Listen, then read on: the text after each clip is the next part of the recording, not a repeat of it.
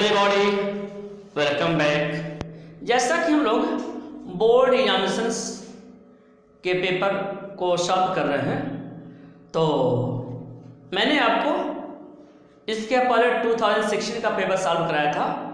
आज 2017 का paper solve कराऊंगा, जिसे ध्यान से देखेंगे। 2017 में मैं आपको सिंथेसिस का सॉल्यूशन बताऊंगा, जिसे आप ध्यान से देखिए।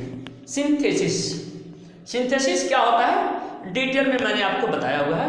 आज हमें सीधे सीधे क्वेश्चन सॉल्व करना है। तो देखिए, he was too tired to stand.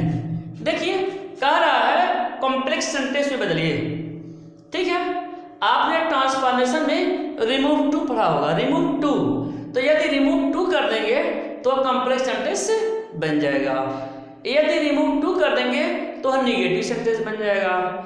या आपको ऐसे पूछ सकता है कि इसे आप निगेटिव सेंटेंस में बदलिए, या कहेगा कि रिमूव टू करिए, या कहेगा कॉम्प्लेक्स सेंटेंस में करिए। सबका बस नियम एक ही है, रिमूव टू करेंगे या कॉम्प्लेक्स सेंटेंस बन जाएगा। चलिए देखिए,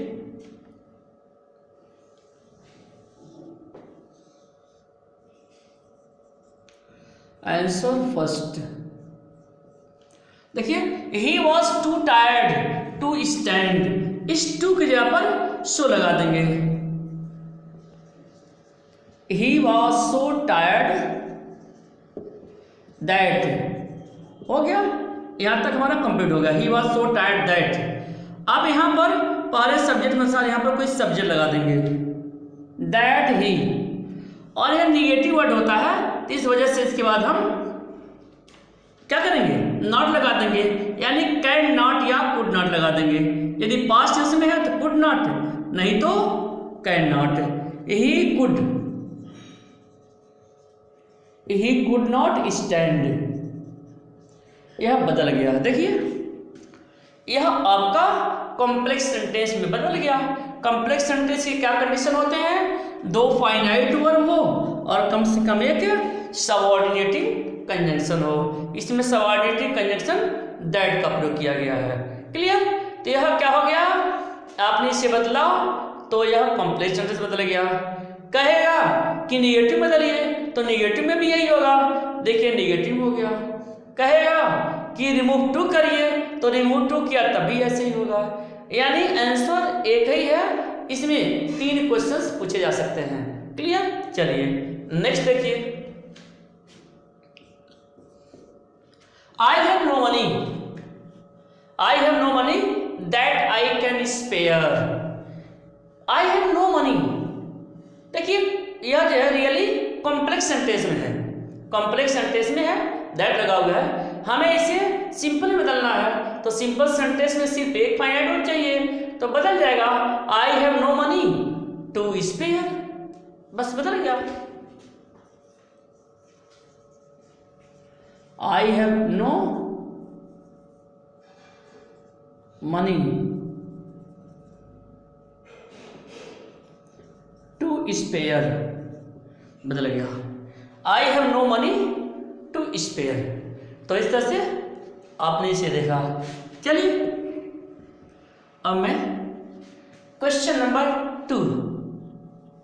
तो देखिए, question number 2। Tagore was a great poet. He wrote the Gitanjali. It is a famous book. He was awarded the Nobel prize for it. Clear? 4 sentence है। इसमें इसे हमें एक सिंपल सेंटेंस में बदलना है, तो बदलिए। देखिए,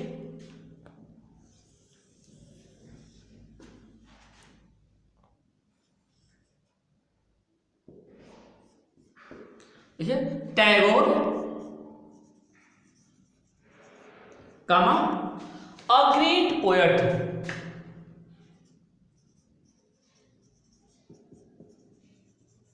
देखिए, Tagore a great poet was awarded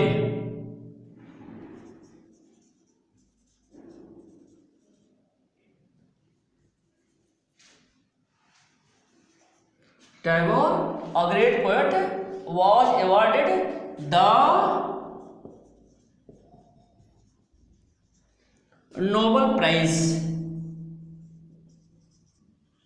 देखिए, Tagore a great poet was awarded the Nobel prize for writing the Geetanjali.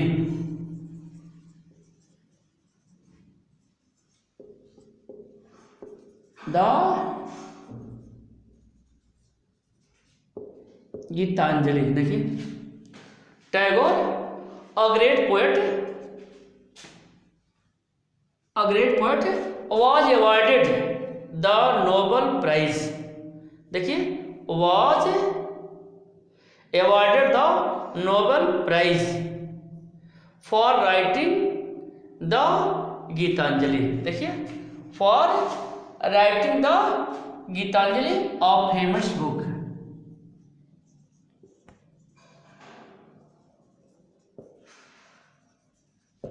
बन गया, ठीक है। Tagore a great poet. देखिए, टैगोर अ ग्रेट पोएट कहाँ है? Tagore a great poet was awarded. देखिए, was awarded the Nobel prize Gitanjali, Nobel prize for writing the Gitanjali a famous book. इस तरह से यह सिंपल में बदल गया। चलिए नेक्स्ट देखते हैं। Wise man love truth, fools shun it. Compound बदलना है, तो कंपाउंड बदलने के लिए क्या करेंगे? इसमें वाइल लग जाएगा। तो wise man love the truth while fools shun it बन जाएगा। Truth, wise man love truth while fools shun it. बस से बदल गया। यह कंपाउंड सेंटेंस है क्योंकि इसमें देखिए वाइल मैन, फिर देखते हैं while man love truth fools shun it.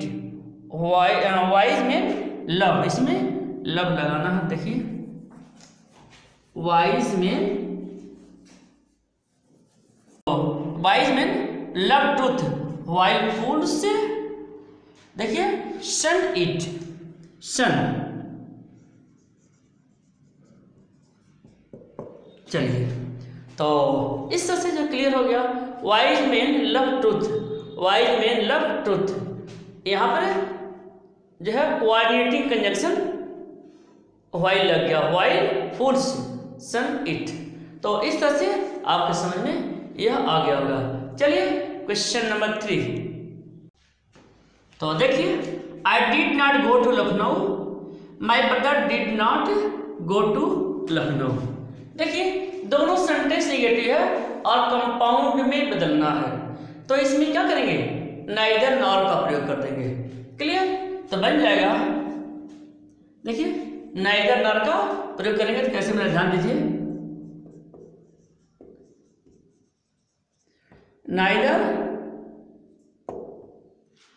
Neither I nor my brother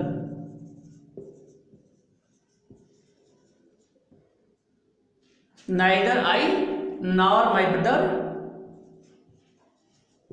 went to Lucknow. यह बन गया, देखिए बन गया।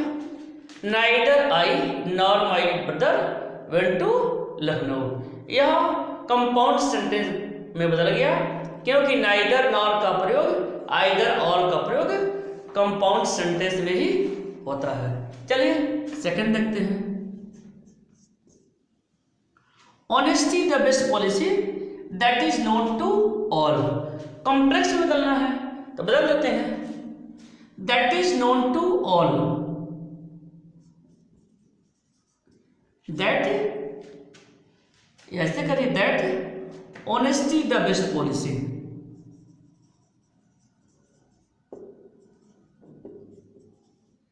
Is the best policy that honesty the best policy is known to all.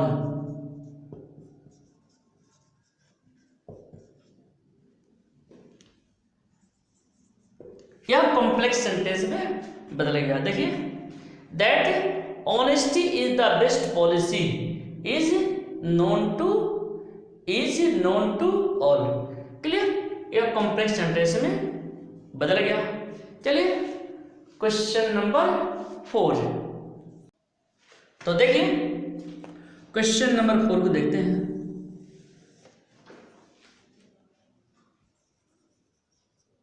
Answer 4 का फर्स्ट देखिए, the sunset the stars came up in the sky.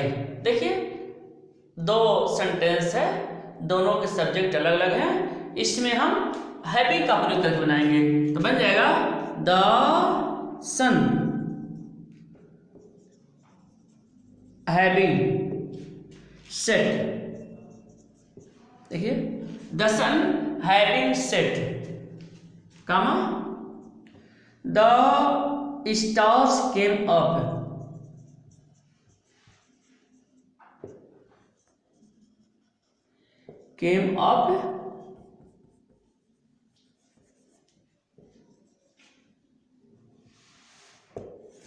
in the sky।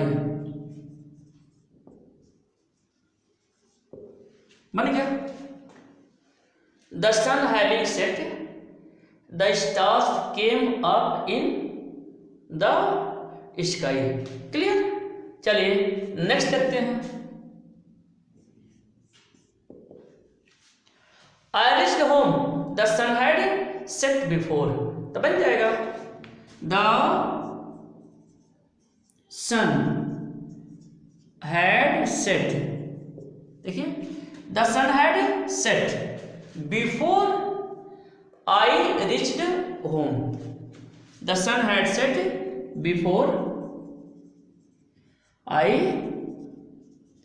reached home। देखिए, यह कॉम्प्लेक्स सेंटेंस बदल गया।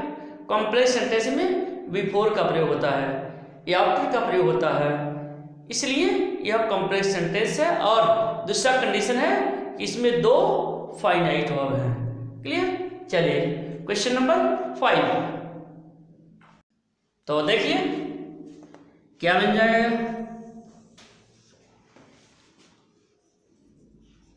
Answer 5 का first देखिए, it must be done the cost does not count. ठीक है, इट मस्ट बी डन मतलब इसे किया जाना चाहिए। The cost does not count मतलब मूल्य कोई बहुत महत्वपूर्ण नहीं है, यानी यह हर कीमत पर किया जाना चाहिए। यानी इसको बदल सकते हैं, it must be done at any cost. ठीक, या हम इसे ऐसे बदल सकते हैं, it must be done without counting the cost. किसी भी तरीके से बदल लीजिए। तो it must be done without counting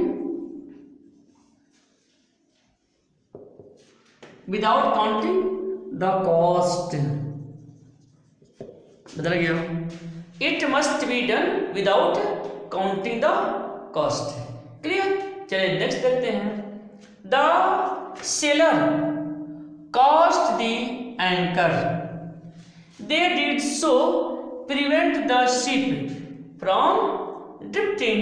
reason दिखाया जा रहा है, कॉम्प्लेक्स सेंटेंस में बदलना है और इसमें रीजन दिखाया जा रहा है। ठीक है, तो रीजन दिखाने के लिए हम शो दैट का प्रयोग करते हैं और शो दैट के पश्चात मे या माइट का प्रयोग करते हैं। यदि फर्स्ट सेंटेंस पास्ट टेंस में है तो माइट का प्रयोग करेंगे, अगर प्रेजेंट टेंस में है तो मे का प्रयोग करेंगे। तो यह बन जाएगा। देखिए, the sailor cast the anchor,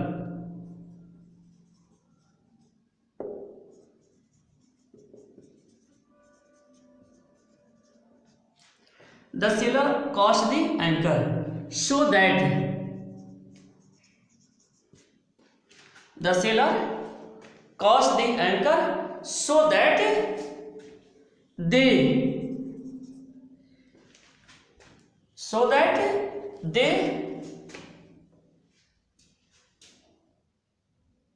might prevent the ship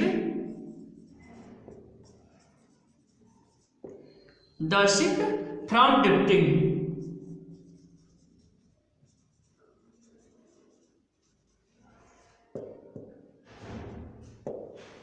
चलिए, तो यह आपका बदल गया। The sailor cast the anchor, the sailors cast the anchor, they did so to prevent the ship from drifting. तो बन गया द सेलर्स, यहां पे सेलर्स है, the sailors cast the anchor so that they might prevent the ship from drifting. तो clear हो गया। चलिए क्वेश्चन नंबर 6। तो देखिए क्वेश्चन नंबर 6, आंसर 6 का फर्स्ट देखिए, ही वेंट टू स्कूल, वह बीमार था वह स्कूल गया, यानी विरोधी वाक्यों को जोड़ा जा रहा है। तो सिंपल सेंटेंस में विरोधी वाक्यों को जोड़ने के लिए इन स्पाइट ऑफ का प्रयोग करते हैं। तो कीजिए, in spite of being ill, he went to school.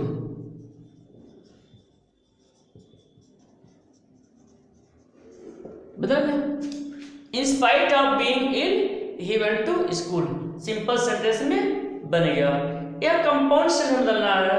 The boy failed many times, he gave up his studies, लड़का कई बार फेल हो गया, वह अपनी पढ़ाई को छोड़ दिया, यानी रीजन दिखाया जा रहा है। क्लियर। तो कंपाउंड सेंटेंस में रीजन दिखाने के लिए, कारण दिखाने के लिए हम सो का प्रयोग करते हैं। तो सो का प्रयोग करके हम इसे बनाते हैं। देखिए, the boy failed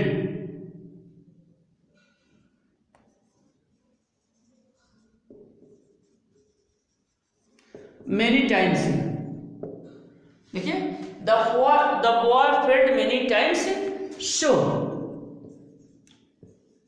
he gave up his studies, so ही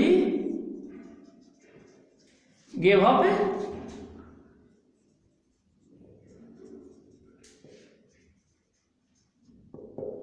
बस बदल गया। The boy failed many times so he gave up his studies.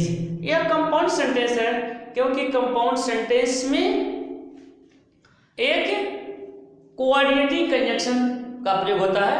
यहाँ पर सो लग गया, और इसमें दो फाइनाइट वर्ड का प्रयोग होता है। या तो आप ऐसे समझिए, या आप ऐसे समझिए कि एक प्रिंसिपल क्लास का प्रयोग होता है और एक कोऑर्डिनेट क्लास का प्रयोग होता है। क्लियर। चलिए क्वेश्चन नंबर 7। तो चलिए क्वेश्चन नंबर 7 देखते हैं।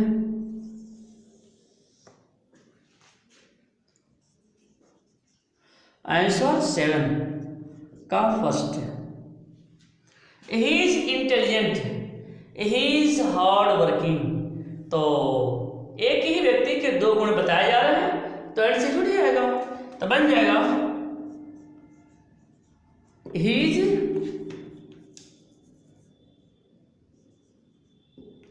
intelligent,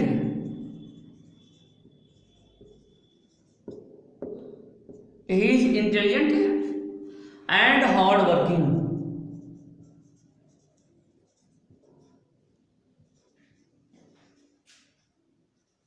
intelligent and hard working. चलिए नेक्स्ट देख लेते हैं। चलिए, तो he is intelligent and hard working. Clear. चलिए क्वेश्चन नंबर नेक्स्ट देखते हैं। Good triumphs over evil in the end, this is certain. इससे बदलना है कॉम्प्लेक्स सेंटेंस में बन जाएगा दिस इज सर्टेन दैट, फिर आगे वाक्य बता दीजिए।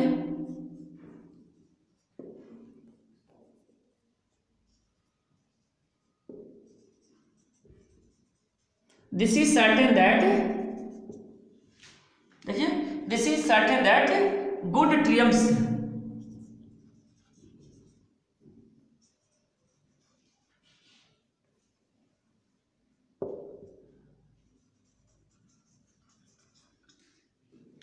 this is certain that good triumphs over, this is certain that good triumphs over evil in the end।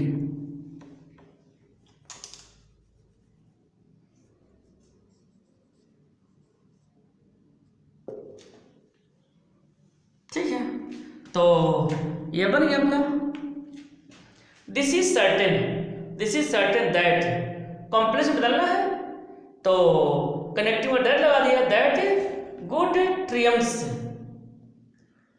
ट्रियम्स over evil in the end. Clear? तो इस तरह से ये पूरा का पूरा क्लियर हो गया। तो चलिए यह आपको अच्छी तरह से जो पेपर है 2017 का यह जो पेपर 2017 का अच्छी तरह से आपको समझ में आ गया होगा। ओके।